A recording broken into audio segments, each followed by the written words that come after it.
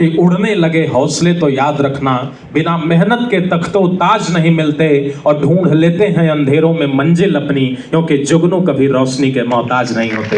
एक बार जोरदार तालियां बजा करके मैं आमंत्रित कर रहा हूं हमारे और आपके बीच में यूपीएससी के ऑल ओवर इंडिया के 333 रैंक होल्डर और आईएएस के पद को सुशोभित कर रहे श्री देवांश मोहन द्विवेदी जी से मैं निवेदन करूंगा कि कृपया सर आप आएं और अपने वक्तव्यों के माध्यम से यहां उपस्थित लोगों को उद्बोधित करने का कष्ट करें। एक बार भरपूर तालियां बजा करके आप भैया का अभिनंदन करें।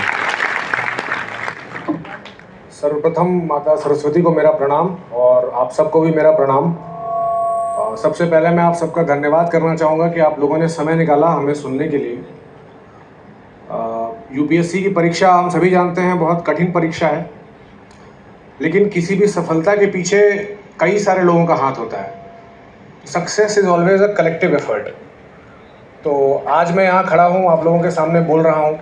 आप लोग सुनने आए हैं तो आप लोगों ने पहला स्टेप तो शायद ले ही लिया है। यूपीएससी की तैयारी करने का अगर सोचा है तो प्रथम पग पर तो आप लोगों ने पैर रख ही दिया है। थोड़ा सा मैं अपने बारे में बता देता हूँ। मैं आपके पड़ोसी ज़िले प्रयागराज से ही आता हूँ। ये मेरा थर्ड अटैम्प्ट था, तीसरा प्रयास था।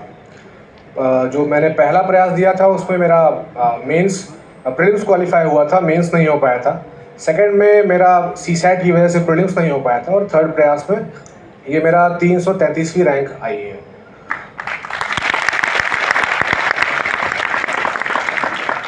कुछ छोटी छोटी बातें मैं बोलूँगा क्योंकि मुकुल जी ने बहुत विस्तार से चीज़ों को कवर कर दिया है।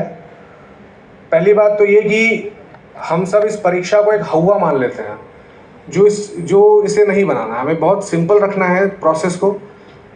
जो कंट्रोलेबल्स हैं उनको कंट्रोल करने की कोशिश करनी है और हमें निरंतर अपना प्रयास करते रहना है और सफलता अवश्य मिलेगी। यहाँ मंच पर उपस्थित हैं सीओ साहब शुभम अग्रवाल जी। तो ये सीओ होने के पहले मेरे बड़े भैया हैं, सर्विस में सीनियर भी हैं।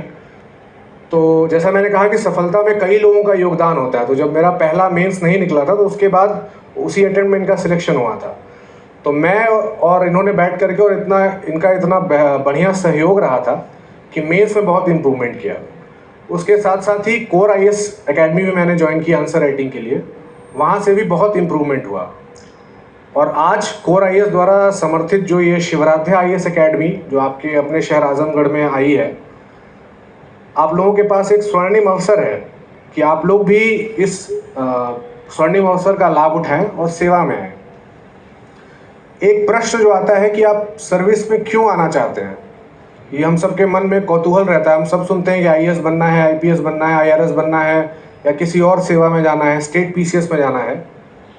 तो मेरे हिसाब से एक जो सबसे बड़ा कारण है कि जब हम इस पृथ्वी पर आते हैं तो कई सारे ऋण लेकर के आते हैं। जैसे पितृ ऋण होता है, ऋषि ऋण होता है, लेकिन सबसे बड़ा ऋण जो होता है वो होता है मनुष्य ऋण, जो हम अपने अन्य साथियों के प्रति, अन्य मनुष्यों के प्रति उत्तरदायित्व होते हैं। उस ऋण का निर्वहन करना बहुत ज़रूरी होता है। तो ये सेवा ये एक प्लेटफॉर्म देती है आपको, ये सर्विस एक प्लेटफॉर्म देती है उस ऋण को फुलफिल करने के लिए। जैसा अभी हम सुबह बात भी कर रहे थे कि जब आप इस तरह की सर्विस में जाते हैं, इतने बड़े प्लेटफॉर्म पे जाते हैं, तो आपको एक इंस्टेंट जस्टिस प्रोवाइड करने की क्षमता मिल जाती है।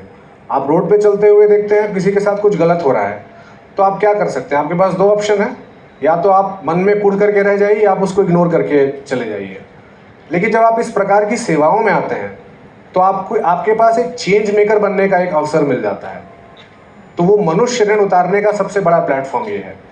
दूसरी बात, जो सरकारी सेवाएं हैं, सरकार अपने एक फैसले से भारत के 140 करोड़ लोगों की जो किस्मत है, जो उनकी दिनचर्या है, उसको बदल सकती है।